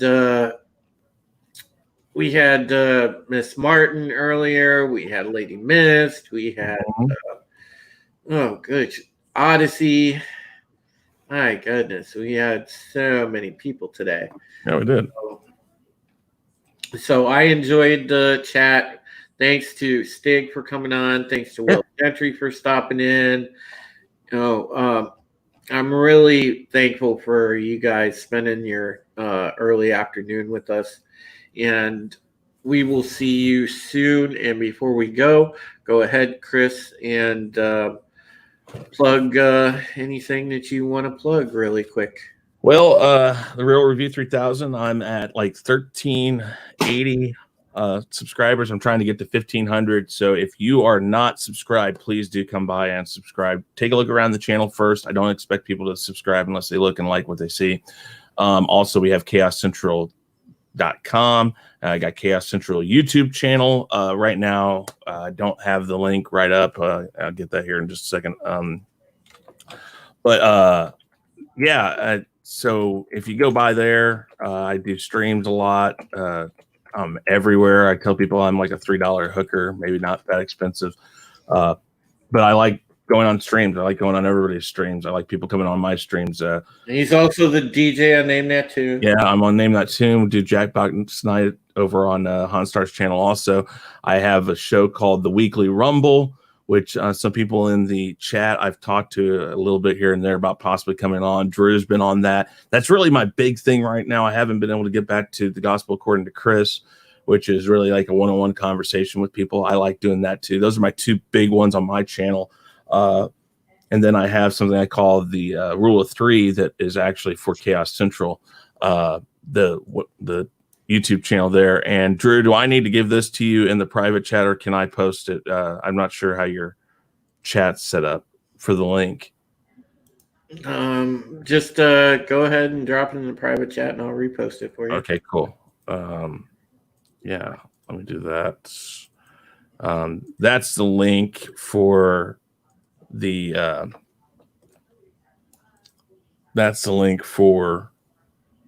Chaos Central. We're trying to get up to 1,000 subscribers, or not 1,000. I mean 100 subscribers, so we can get our vanity link, so we can start doing all our streaming over there. And then this is the Real Review 3000 link that I'm sending him right now. Yeah, but if you guys can go over there and help us out with basically what we're trying to do with our sub count, we really greatly appreciate it. And every Friday also I do something called the Weekly Wrap Up, which I have begun to open up to different people in different chats that I know. And this past week, actually, I opened it up to the chat for the stream. So we're doing all sorts of crazy stuff. So, but help me out, guys, and thank you for coming by to this this stream. Drew, thank you very much for having me on. I always appreciate it when people have me on. So. Yeah, absolutely, Chris. And oh gosh, you guys, hashtag beware the Drew. If Drew were to take a Viagra, he'd knock planets out their orbit. Well, there you go. Christ, man. People said great stream, Drew and Chris. Lady Miss said nice show. Parrot said hashtag beware the Drew refers to Drew being well endowed. Yeah, and I want to say this real quick. Parrot Head called me old earlier. I'm not old. I just remember the good old days. And also, your name is Parrot Head. That's like synonymous with Jimmy Buffett. And like Jimmy Buffett is only for people above like what, 30? Wow. Yeah. Oh man. All right, guys. We will see you soon. Thank you for hanging out with us. And yes, Toxic Man Flu. My Johnson is wearing a tux just for you. And I blocked the sun out apparently with my plus 10 formal erection of mighty satisfaction. I see you have a supportive chat at least. Yes. All right. Take care, you guys. Until next time, take care of yourselves and each other. Peace. Have a good day, guys.